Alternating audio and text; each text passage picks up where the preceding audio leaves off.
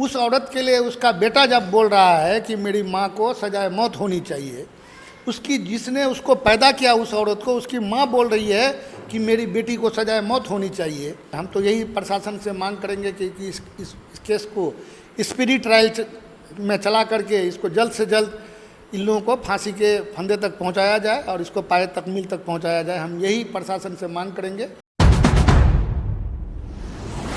साथियों, इस वक्त हमारे साथ बहादुरगंज विधानसभा के पूर्व विधायक और राजद के जिला अध्यक्ष अनजार नईमी साहब हैं।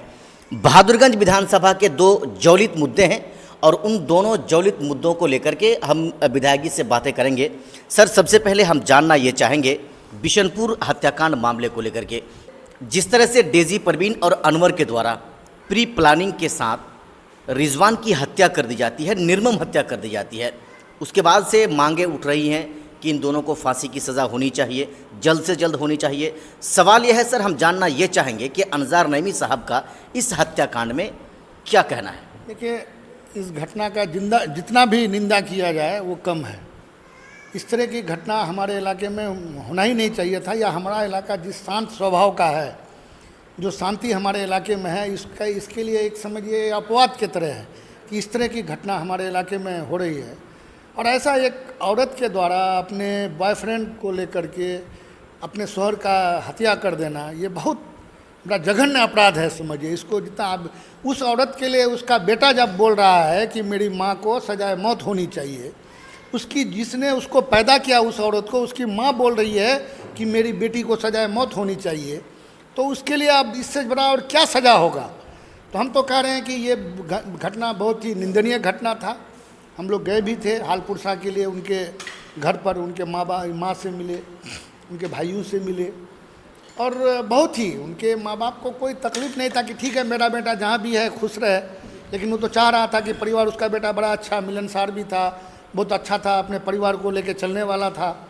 लेकिन वो औरत ही एक ऐसी थी कि इसको अपने परिवार के साथ मिल के रहने नहीं दिया गया। उसकी माँ बता रही थी, इसको लेके बिशनपुर चले गया। तो फिर भी माँ बहुत खुश थी, माँ भाई बहन सारे लोग ये थे कि चलो जैसे भी हो मेरा भाई खुश रहे। लेकिन उन लोगों को भी ये उम्मीद नहीं था कि मेरे भाई के साथ या मेरा बेटा के साथ इस तरह का घटना करेगा। तो काफ़ी दुखदाई था ये। जब सुने थे तो हम लोग तो खुद अवाक रह गए थे कि इस तरह की घटना हमारे इलाके में। हम तो यही प्रशासन से मांग करेंगे कि इस केस को स्पीडी ट्रायल में चला करके इसको जल्द से जल्द इन लोगों को फांसी के फंदे तक पहुंचाया जाए और इसको पाए तकमील तक पहुंचाया जाए। हम यही प्रशासन से मांग करेंगे।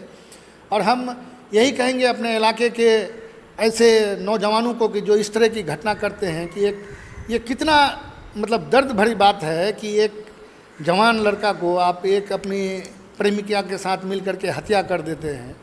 तो ये बहुत सोचने की बात है, इसको समझने की ज़रूरत है। आज कोई भी नौजवान अगर इस तरह के बहके हुए कदम उठाते हैं तो उनको 10 बार सोचना चाहिए कि हम इस तरह का काम करके एक नहीं कई परिवारों के, कई लोगों की ज़िंदगी को बर्बाद कर देते हैं। सर, अब रिजवान का जो फैमिली है, उनका जो परिवार है, उन लोगों की ये मांगे हैं कि रिजवान कुवैत में कमाता था और वहाँ से जो पैसा भेजते थे वो या भेजता था, उनकी बीवी जो डेजी परवीन है, इनके नाम से संपत्तियाँ खरीदी जाती थी। अब इनके परिवार वालों का कहना है कि उनके नाम से जो संपत्तियाँ हैं, यानी डेजी परवीन के नाम से, उनकी संपत्ति जो है ये रिजवान की जो औलाद हैं, उनके जो बाल बच्चे हैं, बेटी बेटियाँ हैं, उनके नाम से होना चाहिए। आप इस बात पे कहाँ तक सहमत है सर? नहीं, होना भी चाहिए, क्योंकि उनके अम्मी वो लोग बता रही थी उस दिन कि, और मजबूरी भी था, क्योंकि देखिए बीवी होती है तो जाहिर सी बात है कि एक उनसे एक मोहब्बत हो ही जाता है। तो वो कमा करके वो रहते भी नहीं थे यहाँ, कोई भी प्रॉपर्टी खरीदा तो भाई ठीक है तुम अपने नाम से रजिस्टर्ड करा लो।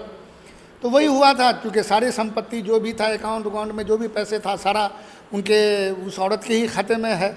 तो हम लोग तो यही चाहेंगे कि हम लोग एसपी साहब तो अभी छुट्टी में, कोई नए चार्ज में है, आएंगे तो मिलेंगे भी उनसे कि इस मामले को लेकर के स्पीडी ट्रायल चलाया जाए इसमें, और जो भी संपत्ति है उनके बच्चों के नाम से। चूँकि ऐसा अभी देखे होंगे कि कोई बाप मोहब्बत में अपने अगर बच्चों के नाम से कोई संपत्ति कर देता है, अगर अपने माँ बाप को नहीं देखता है, तो ऐसे संपत्ति, सुप्रीम कोर्ट और हाई कोर्ट का आदेश है कि ऐसे संपत्ति को वापस भी कराया जा सकता है। तो उसी आधार पर हम लोग बात करेंगे एसपी साहब से कि भाई ये इस मामले में वो जो संपत्ति जो भी रिजवान साहब के द्वारा ख़रीदा गया था, या उनकी बीवी बनने के बाद जो भी संपत्ति इनके पास है, वो सारा ट्रांसफ़र उनके बच्चों के नाम से किया जाए हम लोग इस बात को रखेंगे एसपी साहब से, और हम तो पहले यही प्रशासन से मांग करेंगे कि जल्द से जल्द इसमें स्पीडी ट्रायल चला करके इसमें पाए तकमील तक पहुंचाया जाए, और जो भी उसमें मुजरिम है उन लोगों को सजाए मौत हो और फांसी के फंदे तक पहुंचाया जाए। सर, एक सवाल आपके ही विधानसभा का है, जो कल ये मामला सामने आया है दशिया टोली का, जहां पर मोहसिन जिसकी मौत हो गई ट्रेन से गिरने के बाद, या जो भी मामला है, अब जो मोहसिन का जो परिवार वाला है, इन लोगों का अब ये कहना है कि मेरे बच्चे के साथ भी वही हुआ जो तौसीफ रज़ा के साथ हुआ था। यानी वो भी अब इस बात को उजागर कर रहे हैं या अपने मन में सोच रहे हैं कि इनके साथ भी कुछ वैसा ही घटना हुआ था। तो सर, क्या जानकारी है उसके बारे में सर, चूँकि आप भी वहाँ पर कल पहुँचे थे? जी, कल तो मैं गया था, कल देखा भी, बड़ा दर्दनाक घटना था, और डेड बॉडी चूँकि जुमा के दिन हुआ था और कल उनका ये हुआ, 3 दिन हो गया, काफ़ी स्मेल भी आ रहा था बॉडी से, तो काफ़ी मतलब दर्दनाक घटना था। तो इस तरह का घटना हमारे इलाके में पता नहीं क्यों लोग कैसे ऐसे सफ़र करते हैं। तो अभी चूँकि ये जांच का विषय, जो 4-5 लोग गए थे उन लोगों से बात भी हुई थी मेरा, तो वहाँ का जीआरएफ ने काफ़ी सहयोग भी किया। वहाँ कुछ लोग उनके जानने वाले भी थे जो साथ में गए थे वहाँ हरदोई, वहाँ कुछ लोग जानने वाले भी थे उनका, तो वो लोग काफ़ी मदद भी किए। तो सारा चीज़ प्रोसेस में आ गया है। लेकिन वहाँ का जो ये है रेलवे का जो पुलिस है, तो वो उन्होंने पूरा आश्वस्त किया है कि हम लोग इस पर जांच करेंगे और उसमें देखेंगे कि क्या सच्चाई क्या है। देखिए, सच्चाई सामने आने के बाद इंशाल्लाह उनके साथ भी न्याय होगा, और हम सरकार से भी मांग करेंगे कि कम से कम 25 लाख मुआवजा दिया जाए, क्योंकि ऐसे लोगों के ही कमाई से हमारा बिहार का अर्थव्यवस्था चलता है। आज अगर देखेंगे बिहार में कोई रोज़गार नहीं है, कोई इंडस्ट्री नहीं है, कोई फैक्ट्री नहीं है। आज लोग अपना पेट पालने के लिए, अपना मतलब परिवार पालने के लिए आज देश के कोने कोने में जाके मजदूरी करते हैं, और उन्हीं के भेजे हुए पैसे से आज बिहार का अर्थव्यवस्था चलता है। तो हम यही कहेंगे सरकार से कि कम से कम 25 लाख रुपया का मुआवजा मिले, और रेलवे में जो भी मिलता है, जैसे जानकारी के मुताबिक 8 लाख रुपया शायद उनको मुआवजा मिलता है। तो ये प्रोसेस तो कर दिया गया है, तो जल्द से जल्द ये जो भी रुपया 8 लाख है या 10 लाख है जो भी है, ये भी मिले उनको, चूँकि इनको तुरंत सहयोग की ज़रूरत है, चूँकि एक बच्ची भी है उनका, और एक अभी वाइफ उनकी प्रेग्नेंट भी है। तो तुरंत डॉक्टर से चूँकि कंसल्ट भी करना पड़ेगा, क्योंकि वो डिप्रेशन में जैसी हालत उनका देखा गया कि बड़ा अचेत अवस्था में थी वो महिला, तो उनके लिए इलाज की भी ज़रूरत आएगा, और पैसा भी नहीं था, क्योंकि जो भी गाड़ी ये एम्बुलेंस आया था भाड़ा पर करके, क्योंकि हमको बोला गया, तो हम बोले कि एक काम कीजिए, वहाँ बात करके मंगवा लीजिए, यहाँ चंदा करके दिया जाएगा। तो हम लोग भी सहयोग किए उसमें, और ये करके उनको यहाँ से पैसा दिया गया। ये स्थिति ये था परिवार का। तो इसलिए हम मांग करेंगे कि जल्द से जल्द इनको सहयोग राशि मिले। एक सवाल है सर कि एक शख्स जो अपना परिवार का भरण पोषण करने के लिए अपना परिवार को, अपना पूरा परिवार, अपनी औलाद को छोड़ के बाहर कमाने जो है जाने की कोशिश करता है, और इस तरह की जो है घटना या इस तरह की वाक़यात जब सामने आता है तो यकीनी तौर पर दिल को बिल्कुल झंझोर देता होगा सर।